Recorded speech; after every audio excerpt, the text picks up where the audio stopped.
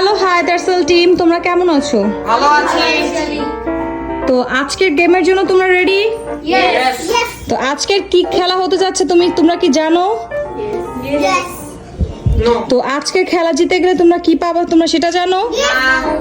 ঠিক আছে, আজকের খেলা জিতে গেলে তোমাদেরকে যে জিতবে এই খেলাটা তাকে 100 রুপিস দেওয়া হবে। সিরিয়াসলি দেওয়া হবে। যে জিততে পারবে না, যে জিতবে তোমাদেরকে তাকে 100 টাকা দেওয়া হবে। তোমরা ছোট মানুষ তাই তোমাদের বেশি টাকা দেওয়া হলো না।